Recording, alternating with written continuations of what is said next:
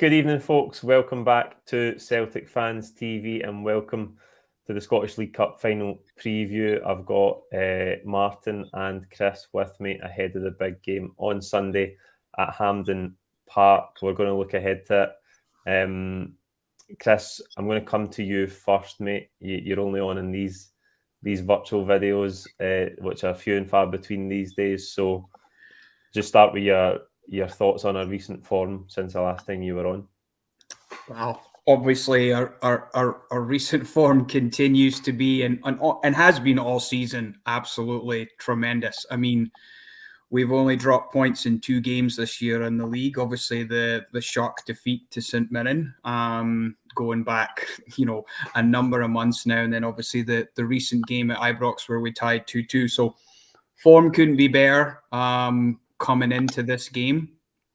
I mean, I think the rate at which we're scoring goals versus the rate we're conceding goals certainly makes me very confident going into the game. But as we're going to discuss in the video today, cup finals traditionally over the last 20, 30 years between both teams have been very, very close with a number of games going to extra time. So I don't doubt that it will be another fantastic occasion. I mean, objectively, with both sets of supporters in the stadium, it does make for a very, very special atmosphere, as does when we have 60,000 at Celtic Park. But I mean, it really is a tremendous game at Hampden with the 2 sets of fans, and ours hopefully leaving the stadium with another trophy in the cabinet. Aye, absolutely. Martin, this fixture is obviously one of the biggest clashes in world football, and there's so many positives to it in terms of the noise, the atmosphere, the passion in the games, but plenty of downsides as well. And I think one of them that comes along with it is the media circus in Scotland every time one of these fixtures rolls around. And again, in the couple of weeks preceding this game and leading up to it, it's been interesting to watch again because Ange looks like he's losing about to live at these press conferences with the standard of questions, and most of them, 80% of the questions, are around trying to get him to bite about something Michael Beale said or something another manager said about how level Rangers are with Celtic now or something along those lines. It's a bit tedious, and do you think the manager is getting a bit disillusioned with it? Yeah, I mean, I try not to watch too much of it and just like to focus on, the positive press conferences, so a lot of the Celtic media and podcasts like this, of which there are many. So, but you can't help but read the headlines and pick up on some of the stuff. If you happen to flick onto one of the channels and it's on, you can't help but listen in. So, I haven't been overly impressed with Beale so far.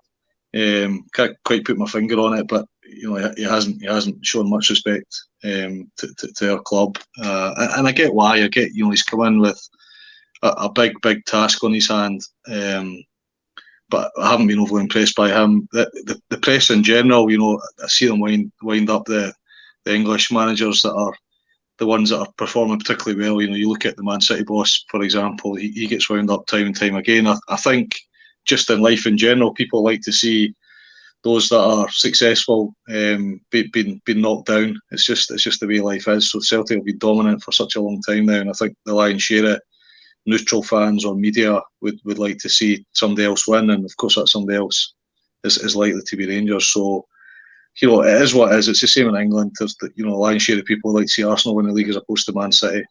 Of course, we believe there's a bias in Scotland, and to some extent, that's factually correct. Whether we exaggerate it because it suits us to, you could discuss forever. But I haven't listened too much to it. Just focused on the match itself and really looking forward to it. I know there was chat about one of the players not referencing Celtic by the club's name and choosing to call us something different. A lot's been made of that, but I do. One of the things I love about Ange is he's absolutely brilliant. He's professional, and we've been quite lucky with managers.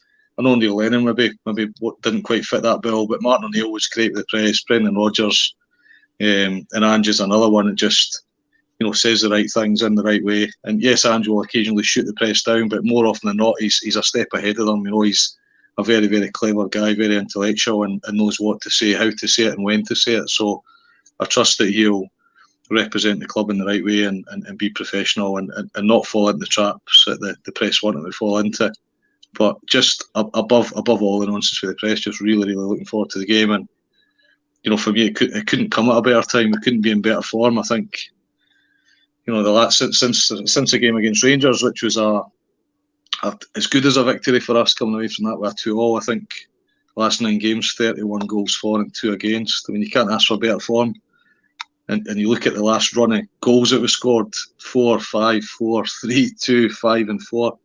I mean, we are absolutely blowing teams away just now, and some of those have been games that on paper are easier games, but there's been some challenges in there as well. And for every goal we concede, we're scoring 7, and the goals are coming from all areas of the pitch. With Kyogo being our main talisman, but Hitati scoring for fun, Moy, Maeda, they're all chipping in, like 12 different goal scorers. So I couldn't be more excited about the game and going into it with lots and lots of confidence. I can't wait. I am looking forward to it as well. I think it was Scott Brown after the 5-1 game in Brendan Rodgers' first season. It said in the post-match interview, we'll do our talking on the park, and I think, I hope that's how it plays out on Sunday as well. Chris, if we go back to that last meeting at Ibrox that ended 2-2, I think going into that game was probably one of, in terms of how I felt pre-game, it's probably one of my most confident feelings about certainly a game at Ibrox in a long time. And 15-20 minutes in, I thought I was right, because we started the game so well. We had an early lead, and we absolutely dominated that early period. But then for about an hour spell in the game, we were second best. So I think, aside from other things, that shows you that however you feel pre-match means absolutely nothing.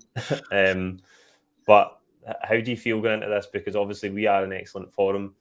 Rangers are winning games as well. We've both won all 9 fixtures since that 2-2 game at Ibrox. There's no doubt we've been more convincing. We're scoring a lot more goals. As Martin says, we're blowing most teams away week after week. But how do you feel coming into it? I do feel very confident again, as I did going into the game, at Ibrox on January 2nd. I think, I don't know if there was a subconscious complacency from the players, like we did dominate for the large part of the first 15, 20, 25 minutes of that game. And then, Rangers are not a terrible side. I'm not going to sit here and say that. So you do expect at home that they're going to have periods of the game where they will have possession of the ball and they are going to create some chances. They do have a few good players. I do believe our overall starting 11 is stronger, and our squad depth for sure is significantly stronger.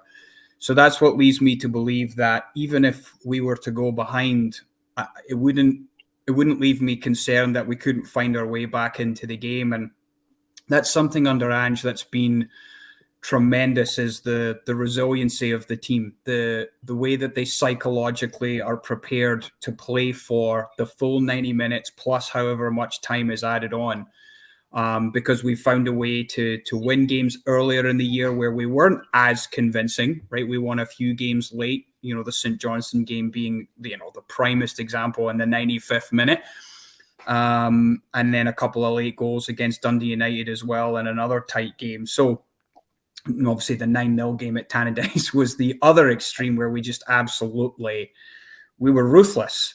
So I feel really good going into the game. I think where I also feel extremely confident is the man in charge of the club, right? Ange will have studied the game, the 2-2 game significantly, and will have gone over with the players. This is where we need to be more prepared in the different facets of the game where they were able to gain control. And that's something he's done really, really well in his time as the Celtic manager. He has made the adjustments. And because the players know that the system works and what's expected works, they buy into it. And they've bought into it almost from day one. And for the better part of a year and a half now, we've just been a tremendous team to watch. And obviously we've had some success go along with that. So yeah, feeling good going into the game. I'll be very interested to see a couple of the selections, like we discussed in the build up to the January game. I really do only think there are maybe one or two decisions to make in terms of the expected starting 11. So I'm sure we'll come to that as well. Yeah, we will just shortly, Martin. In terms of what Chris is alluding to there, the team selection, you've mentioned the number of goals we're scoring, and this is something we've discussed at length in full-time reactions recently. It's not just the number of goals, it's the number of players that those goals are coming from. A lot of goals from midfield recently, and the spread of goals across the team, even for the guys coming off the bench as well, is something that really puts us in a strong position. Yeah, I mean, I think since the World Cup, 44 goals for, and that's across 14 games, and there's been 12 different goal scorers. So, the goals are coming from absolutely everywhere, and we have talked a lot, Paul, about being so unpredictable. Teams just can't read us. And during all the years I've followed Celtic, even the great Martin O'Neill teams, there was a predictability about those teams in regards to who was going to score the goal, how we were going to score the goal, where the play was going to come from, and it still didn't make us easy to play against, but there was a particular style.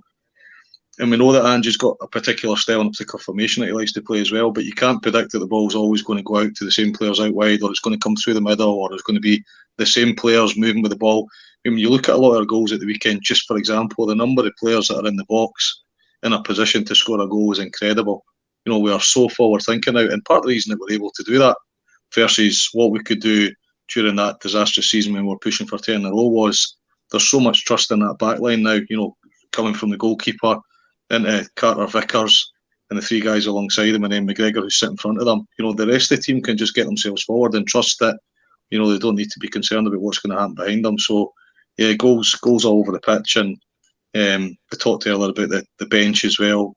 The players coming off that bench is incredible. I wrote down earlier on, I think there was 9 players that would come off the bench now that you'd say every single one of them would start and you wouldn't be concerned. Whereas when you go back to the 2019 final, which we may or may not get to talk about tonight, Paul, we were starting with the likes of Morgan up front in that game. And our front four was Christie, who missed more than he scored, as we all know. He was infamous for putting the ball over the net out the stadium more often than not. Forrest, Elyounoussi and Morgan, that was our front four. And then you had McGregor in there and Brown, who was, by that point in his career, he was sitting really, really deep. So, we compare what we've got now with Hatate, Jota, Maeda, Kyogo, and then the likes of Moy scoring as well. Should Moy make it ahead of O'Reilly, and then McGregor, he's getting more and more forward, more than Brown would have in the past. So if you call that a front six, there's so many goals coming from that area of the pitch, from the midfield and from up front, from those 6 players. It's incredible. There's not a reliance in that 2019 team who was going to score your goals for you, and it turned out it was a defender that scored the goal for us because we just didn't have that same offensive prowess that we've got going into this game. It's really, really exciting. Look, I cannot wait to see, how offensive we are in the game, and hopefully we take advantage of that. Hopefully picks goal scorers and we really go at Rangers, because I think that's the better tactic, rather than, because you talked earlier about the Ibrox game. So my view on the Ibrox game was, and Chris made this point as well, it's almost inevitable that Rangers were going to get periods in the game where they were going to dominate for a multitude of reasons. One, they're at home, it was a must-win game, and they failed, they didn't win the game. The second thing is, when you're Celtic and you're 1-0 up, and you've got the points margin that we had in the league, why would you go and chase that game? There's no need to do that. And how often do teams go and chase the game and they regret it because they get hit in the break and they lose a goal? So for me, a big part of that was about containment, and to some extent it worked. Okay, we didn't win the game, but we came away with almost as good as a victory with a draw that allowed us to continue to dominate in the league. So I think a lot of these, who dominates the game, particularly if it's in a league campaign, it's about putting things into perspective and saying, well, was that the right tactic or not? Would you put more offensive players on the park, or would you sit with more defensive players and just soak up the pressure and accept that we're not going to lose the game, we're going to play to not lose the game? And I think for me, on the day, whether it be consciously or subconsciously, that's where Celtic ended up that day. Rangers were at home. There was a huge amount of pressure on them to win the game, to come out with a statement and keep themselves in the league campaign. And ultimately they failed. And the amount of adverse press that came against Celtic after that game was incredible. Whereas for somebody who was at the game and the celebrations at the end of the game, it wasn't just the to wind up the Rangers fans who hung about to throw bottles at us, it was because we were genuinely elated because we'd drawn the game.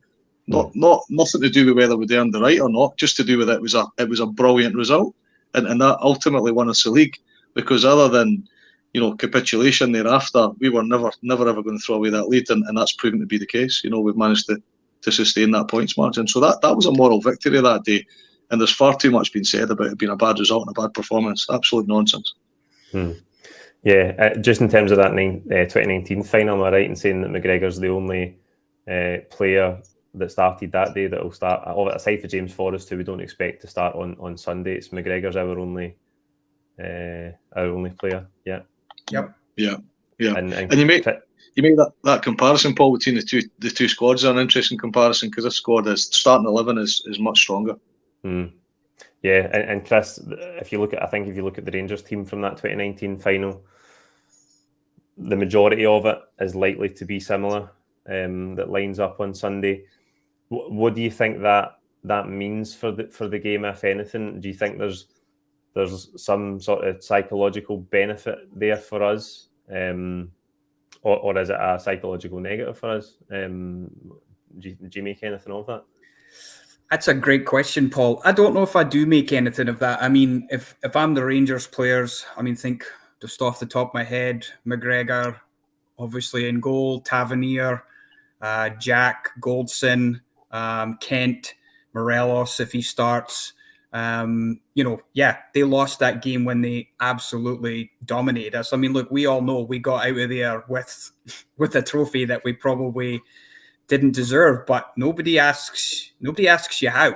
They just ask you how many, right? So that trophy is and was in our cabinet, and it's no in theirs. So ultimately, cup finals, sometimes if you win a game but you don't play well, you don't really truly ever remember in time whether it was a fantastic game or if you played well. It's just really about the result on the day. So I think because we only have Callum McGregor, I don't think it has any psychological effect whatsoever on how we will approach the game.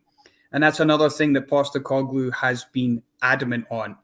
We only think about the next game, right?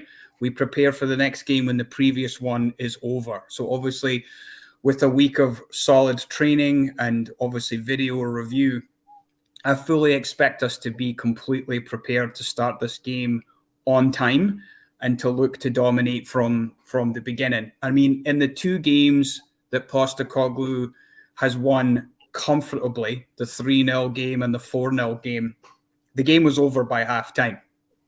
We absolutely dominated Rangers, and they could not cope with the movement off the ball, the movement of the ball, and to Martin's point that you made earlier, the number of players that can score a goal from a position just inside or outside the box is absolutely frightening. We can hurt you from so many places. So for me, I don't think there's any positive or negative psychological, consideration there, Paul.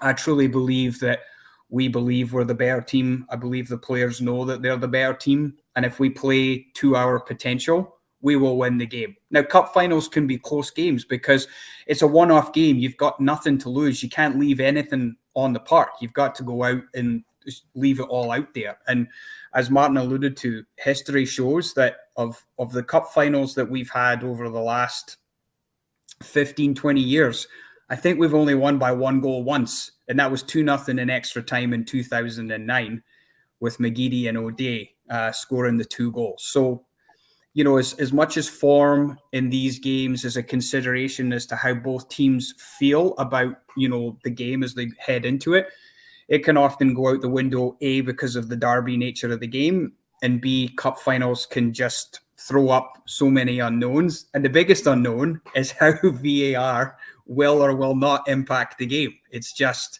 we don't like talking about it, but it's just a fact. It's an absolute fact. And I have no doubt something will happen in the game on the weekend that will cause that to be another discussion point. VAR is the elephant in the room as far as this preview show is concerned. We'll try our best not to talk about it. Fair. Martin, what do you make of that? Do you think there is any residual psychological effect to that 2019 final? I know it's different managers. You need to qualify to be saying that. Different managers. A totally different team for us aside for the captain. But for the Rangers players, the bulk of them are still there. Do you think that will have any impact? I think that if look at two different scenarios. So I think if you look at Rangers first of all, I like to focus on Celtic more than Rangers, but you can't help yourself but talk about the opposition regardless who it happens to be. I think if you're Rangers, so do we think that Rangers as a squad is stronger or weaker? Because you've got your starting 11, and we've said it already a couple of times tonight, you've got your bench as well. So, you go into these finals with a squad of 18, 19, 20 players, whatever it is, or a league campaign, a cup campaign. So, first question would be, do we think that Rangers squad, Rangers as a club, is as strong as it was in 2019? The answer to that, in my opinion, is absolutely not.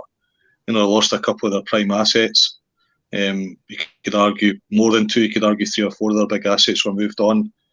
The others who were considered as being their primary assets have gone backwards. So you could start with the goalkeeper and say, he's 41-year-old. His performances have really dipped in recent times, and he was one of the real stars for the club.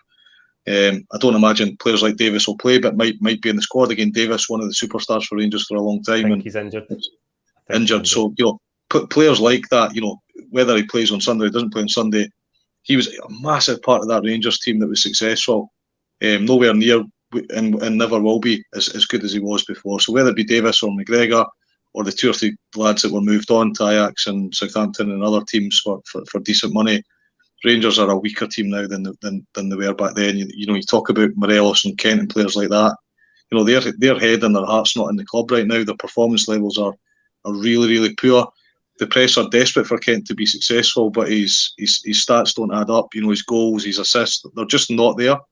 Every 1 in 5 games he'll turn up and contribute, but otherwise he just goes missing. So, their stars back in 2019 are no longer stars. They've either left the club or for whatever reason, their heart's not in the club, and probably because they wanted to be moved on, and those moves didn't materialise.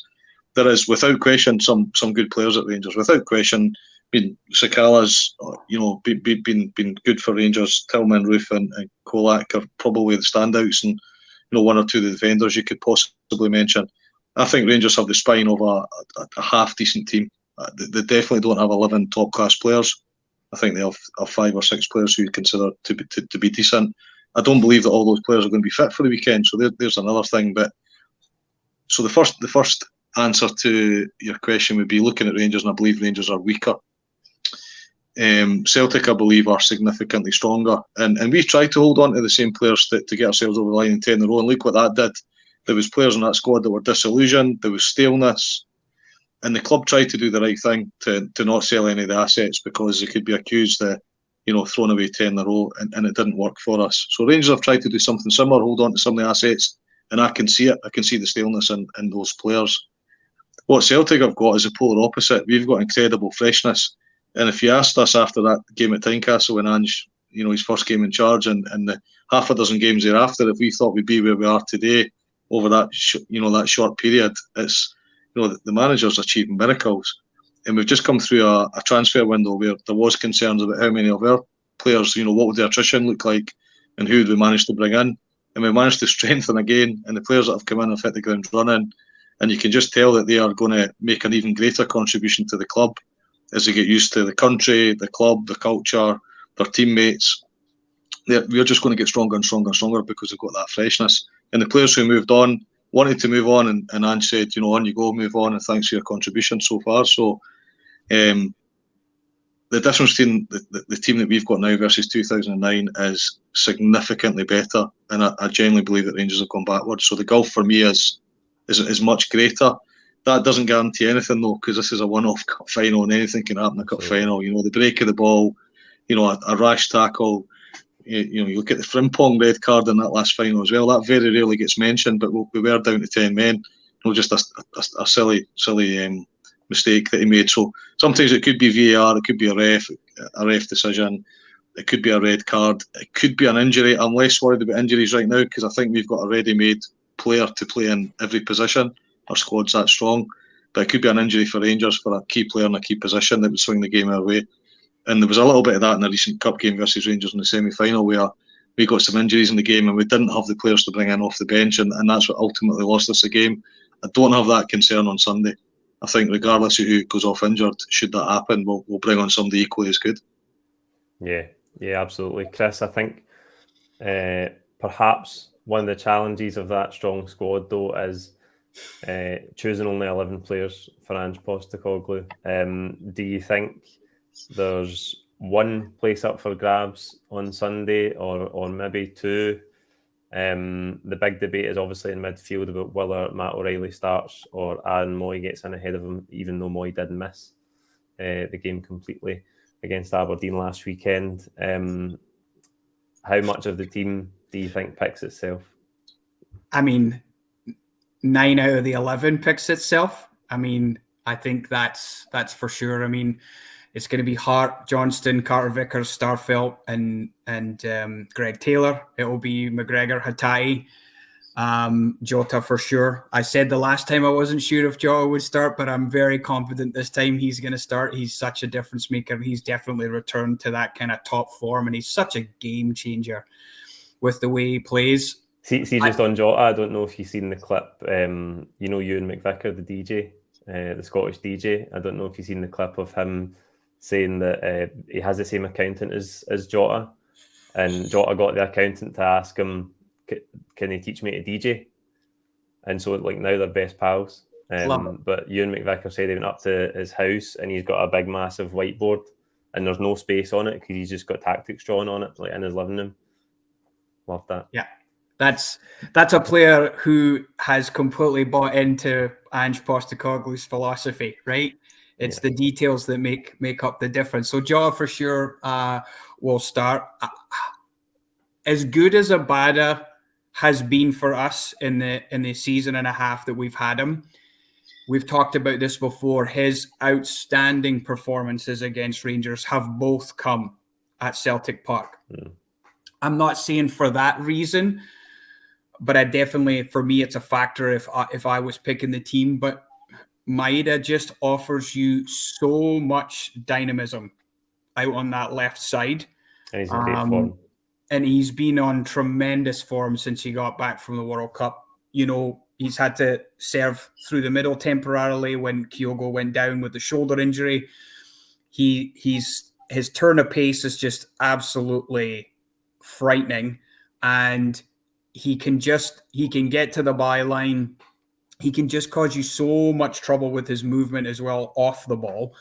Him, Taylor, and Hatai, especially with that inverted triangle that they operate out there, is just absolutely frightening. So I think it will be Maeda, Jota, and Kyogo. I do think the one true decision is between Moy and O'Reilly.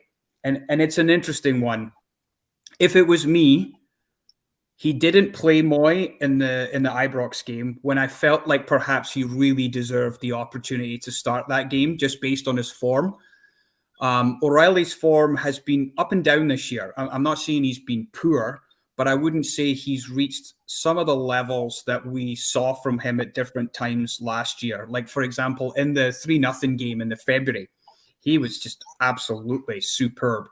Him and Juranovic in particular down that right-hand side with Abada just caused Rangers a world of trouble. But I just don't think he's reached that level. And for me, Moy's consistency has been unbelievable since he got back from the World Cup. And he has been one of those players that Martin referred to that has contributed, as one of those 12 goal scorers. So for me, I think Moy deserves to start. I'm just not sure if he will. But if I was picking, I'd go with McGregor, Moy, and Hatai, Jota, Kyogo, and Maeda. Yeah, see, just on Maeda, listening to you talk about him there, I say it all the time in the build-up to these games. I think he's a guaranteed starter because of what he gives you off the ball. Mm-hmm. He's probably the most selfless player that I've ever seen in a Celtic shirt, the work he puts in for the team. So I think he is a guaranteed starter. Martin, what do you think in terms of the team? Who are you putting in midfield, Moy or O'Reilly? I do think there's two decisions. I think Jota or Abada, and I think he'll go with Jota. Abada hasn't played nearly as much. Jota's form dipped, and for me, still isn't anywhere near back to where it was. But you can see him gradually getting back. He's been improving week on week, so I think he'll put Jota. I'd be very surprised if he doesn't pick Moy. Some might read into the selection at the weekend O'Reilly started, but I think that's maybe even just to give Moy a wee rest and protect him. And Moy has played an awful lot more than O'Reilly in recent weeks. I need to look at the exact stats to see, who started the various games. But Moy's made. Do you think there's something to be said for? Do you think there's something to be said for O'Reilly starting because he's maybe a bit more mobile, and then you have the option of Moy off the bench later in the game, which is probably a good sub, regardless of what the score is in the second half. But that's what we did at Ibrox, and Moy did impact the game positively at Ibrox. So therefore, do you start him on Sunday? I would do it the other way around. I'd go and win the game and bring O'Reilly on to protect the lead. I'd go and get a couple of goals ahead. Moy's scored 6 goals, and most of those been in recent games. We've looked at a 14 game period, but his 6 goals have been in recent games. You can tell a lot from the fans' reactions as well. And I know sometimes they'll pick a song and the song will be catchy and they'll sing it, right? But the Aaron Moy song's not really. It's a catchy song in so much as you sing it once and you end up singing it for the rest of the day. But it's not a song filled with words, is it? We just sing his name, but just a chant, yeah. It's just a chant, right? So Easter Road, the fans came away. The fans away getting an Aaron Moy tattoo the next day. Was that good that night? Right? Was St Johnstone? I mean, how good? And I know I'm not talking about teams that are brilliant teams, but his performance levels in those games was sensational, and the fans have really fallen in love with him, and you can kind of judge from the fans and the reaction to certain particular players whether or not they should be in the team regularly or not. There hasn't been that same connection with O'Reilly just yet. There was a period in time where he was getting a lot of good praise. Some of the European games, for example, I think he performed quite well. But for me, Moy's one of our top players right now. He's certainly in the top 5 performance level. And if he doesn't start, it has to purely be tactical. It has to be that the manager's looking at O'Reilly being up against a particular player where he wants to man mark a player or something like that. And I'm sure the manager gets into that sort of nitty gritty where he won't just think about our strengths, he'll think about the strengths of the opposition and try and counter those strengths. So if O'Reilly starts, it's purely based on tactics and the strength of the opposition as opposed to it being our best player in that part of the park. But I really hope we go for the juggler. I really hope we go with a positive team. We don't try and sit. What we have found, whether it be Brendan Rodgers or Ange Postecoglou, is quite often there's a wild card player. So examples would be Lewis Morgan playing that final where I think Edward was on the bench. We get Mikey Johnston featured a couple of times at Ibrox. James Forrest at the last game. You're thinking, we all love James Forrest, but no for Ibrox. A bit like McGeady. Those types of players are luxury players that don't perform well in that cauldron. Whereas I do trust in an O'Reilly or a Moy or even a Jota, who is more a luxury flair type player. I trust more in him than I would do a Forrest or a McGeady type player. Certainly, to your point, Paul, trust absolutely in Maeda because he's not just that player that'll get the ball and pass it back or try and do a bit of trickery, but he's a road runner, isn't he? He goes on runs and makes those percentage moves. If you run with the ball at pace, there's a good chance that something's going to come off for you when you're going to make the opposition nervous. So I agree with everything that Chris has said. I think Jota will start and I think Moy will start as well.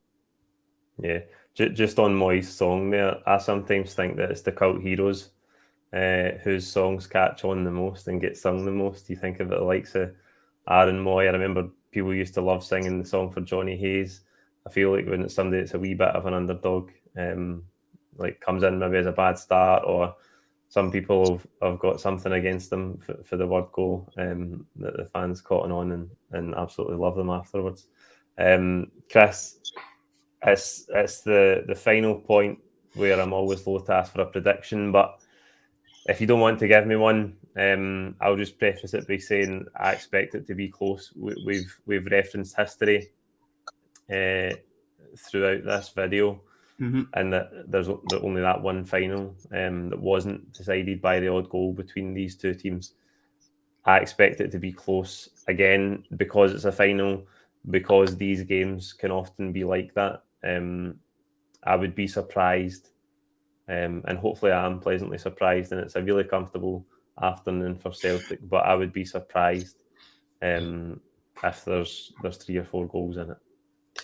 Yeah, and I mean, I was a fence sitter at the 2-2 game going into Ibrox. I said correctly as it turned out. correctly as it turned out, but my premise for that decision was that I didn't give a prediction. Well, I thought the game was going to be closer at Celtic Park in September. Martin said we were going to smash them, and we did. It was 4-0. It was just another demolition derby, right? So, but I had a sneaking suspicion the game, like Martin referenced, Ibrox for a multitude of reasons was going to be a close game. I didn't give a prediction, but I will give you one today. I think Celtic will win, but I think it will be a 1-goal game. It will either be 2-1 or 3-2.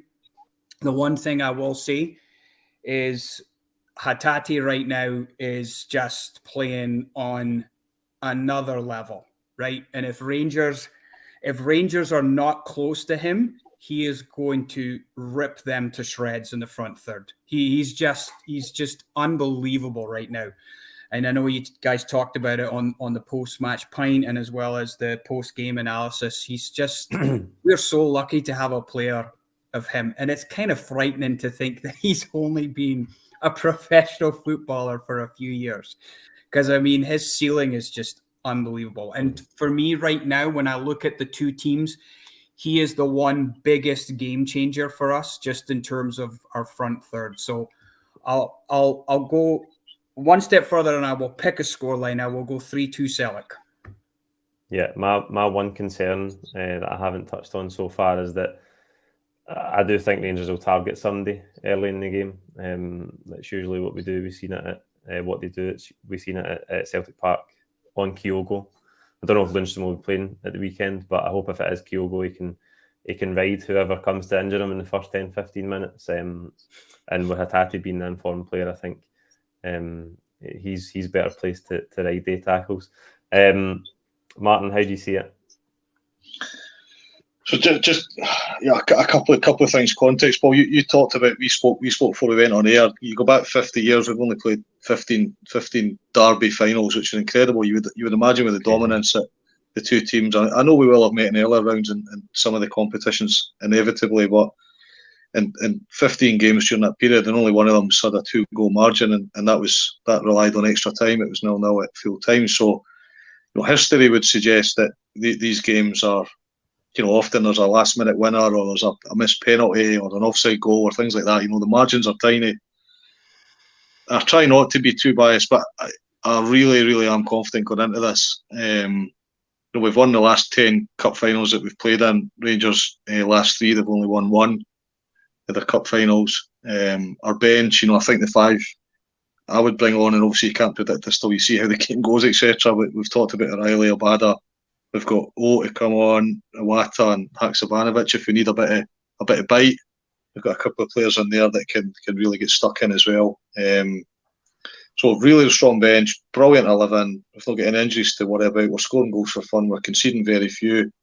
If you go really far back, Ange Postecoglou, going back to that game against Livingston way back in September 21, 53 games, 47 victories, 4 draws, 2 defeats. The draws were to win leagues and stuff as well. So the draws were tactical results. So a couple of defeats in amongst 53 games. Just incredible. I mean, absolutely incredible. The more and more you look at stats, I know games are not won based on stats.